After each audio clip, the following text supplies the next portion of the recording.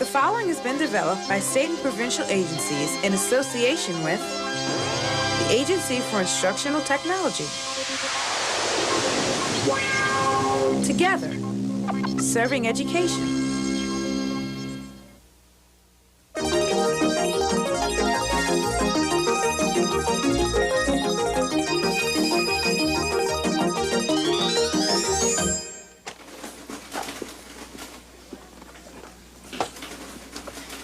Terry, hurry up and make up your mind.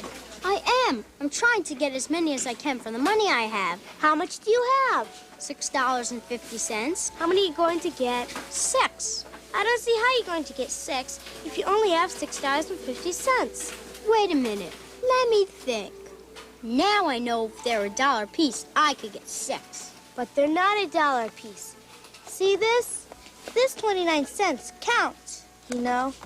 I know it counts. 29 cents is just a little more than a quarter, so I'll round down. If I want 6, I have to have $6.06. But you only have 2 quarters. Right, so I can only get 5. Big deal. Still a good bargain, and I've made up my mind. Finally. Corey, do you know what this means? Yeah, we can get out of here.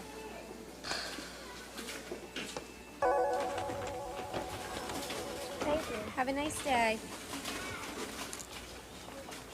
Here, have some gum. I thought you had just enough for 5 figures. I do, but that's $5.05. That's $6.25.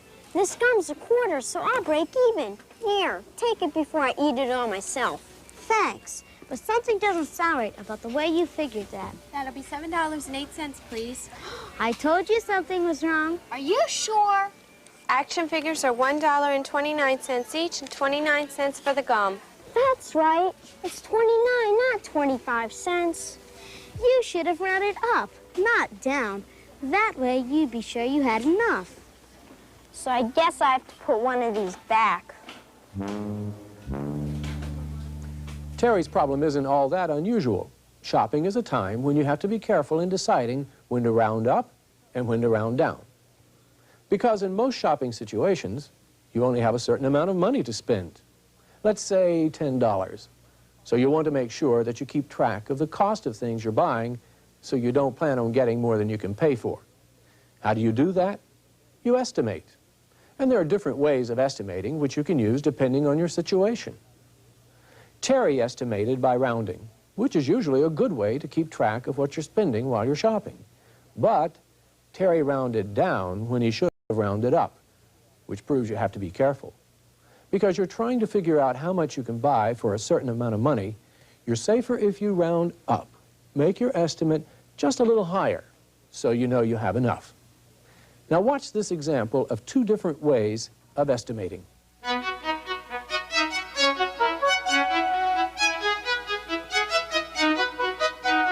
Once upon a time, there was a very rich king who thought he lost his one and only daughter in a shipwreck. One day, 2 young women who looked exactly alike arrived at the castle door claiming to be his daughter. The king was so delighted that he promised to buy his real daughter anything she wanted. But how could the king tell which was his real daughter? Then the king had an idea. Aha! How much do you estimate that you'll need to do your shopping? First, Miss Red? She immediately presented him with a royal shopping list. I round 758 up to 800 and 664 up to 700. Then I round 439 down to 400 and 212 down to 200. Then I add 800 and 700 and 400 and 200. I estimate that I'll need about $2,100. And now, Miss Green? I just take the leftmost numbers and add them up. 7 and 6 and 4 and 2. That comes to 19. I estimate I'll need at least $1,900. Which of us was closer? Let me see. The actual total comes to $2,073. Hooray! I won! 2,100 is closer. That proves I'm the real princess. As a matter of fact, it proves exactly the opposite.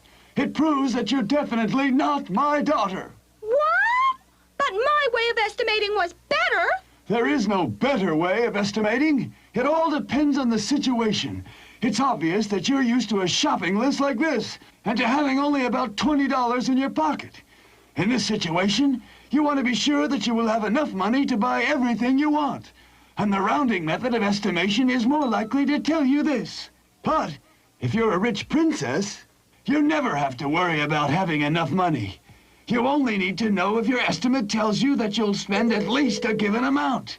And that's how I know that you're not my real daughter, because you're not used to having lots of money. Welcome home, my long-lost princess. So now may I have the money to go shopping, Daddy? No, I think I'll give it to Miss Red instead. She needs it more than you do. Did you notice that even though the two princesses had different ways of estimating, the king didn't say one way was better than the other? That's because it depends on the situation. Sometimes you can round numbers and then add them. And other times, you can just add the leftmost numbers, like the green princess did. Now watch closely as Doris and Daryl set out on a shopping mission for their class. 15. So we collected $34.15. Hey, that's pretty good. We should be able to buy more gifts for Mrs. Caldwell. Yeah, but you still got to be careful. This money came out of 31 kids' pockets. You can't waste it. You don't have to tell us to be careful. It's our money, too. But you have to keep track of what you're spending. Now remember, you have to get a nice photo album and a card big enough for all of us to sign, and some wrapping paper. We know, Heather. And be sure to use up as much of the money as you can, because we don't want to have too much left over. Maybe we should just let her do it, since she knows everything. I'm the class president, so I'm responsible. And I'm only trying to give Mrs. Caldwell a good going-away present. Yes, Miss President. Of course, Miss President. Daryl, we've already spent $2.75 on the wrapping paper and the card. We have $31.30 left to spend. So we're aiming for around $30. Don't you think this photo album looks nice? It has room for a lot of pictures, too. How much is it? $14.89. Oh, good. $14 isn't even half of what we have left to spend. I said $14.89. I know, but we should just keep a rough estimate for now. Just think of the dollar amounts when we find out what we really want to buy. Then we'll worry about the cents. Okay, I'll just write $14 on the bag to keep track. Doris is suggesting a new way of estimating, which is different from rounding. She and Daryl will just keep track of the dollar figures. They'll think of $14 instead of $14.89, because right now, all they need is a general estimate. Let's see how it works. Wait, Daryl, why don't we get some stationery? That way she can write to us. Okay, I guess. How about that one? That's for kids. We have to get something Mrs. Caldwell will like. Then this one. Purple is her favorite color, and it only costs $4.49. This is nice, too, but it costs $8.79. That's too much money. Why? We have a lot of money left. How much? About $30. See, we have enough. Yeah, but I think you should take out the $14 and not count that.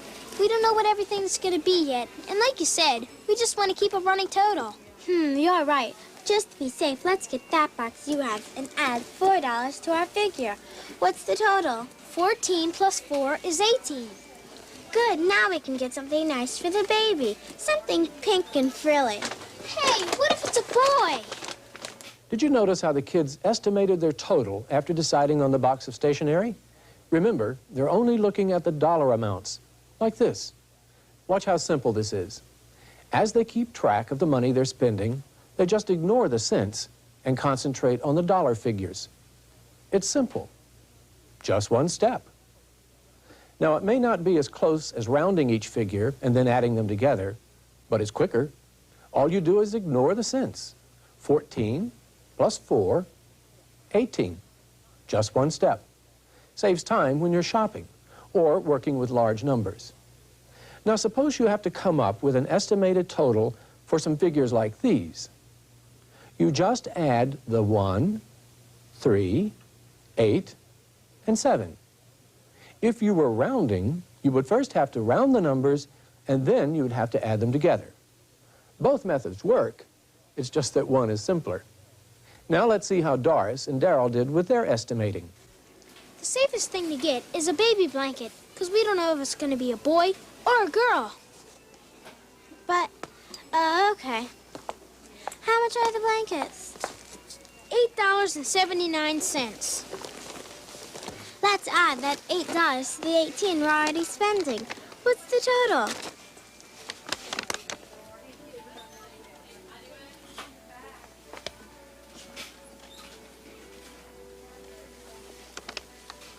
That's about $26 we spent so far. Hey, guess what? What? We've bought 3 gifts and they total only $26. Since we're looking to spend around $30, we have some money left over for another gift. I don't think we should. Remember, we were only keeping track of the dollar amounts, so we have to keep some money aside for the cents. Since there are 3 things that we're buying, we should keep $3 aside to cover all those cents we didn't add in. Yeah, you're right. And we have to add the tax, too. Let's go. Exactly how much money do we have, Doris? What is it?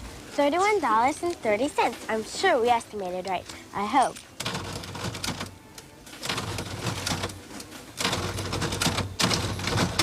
We did it! Wait, I have to add the tax. Boy, keeping track of the dollar figures really worked. We estimated $26 and it came to $28. Yeah, and it's a good thing we kept a little extra aside to cover the cents and the tax. That'll be $30.10, including tax. We made it with $1.20 to spare. Wait till we tell Miss President. One thing you'll find out about estimating is that everyone has an individual way of doing it.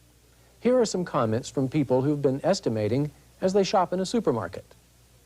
Usually, if something is like, say, $1.99, these Dannon yogurts, I would just, say $2, and if something else comes up that's, $1.50, then I'd say, $4, and I just sort of, add the prices up together, and eventually I come up with a roundabout figure. I'm usually pretty accurate.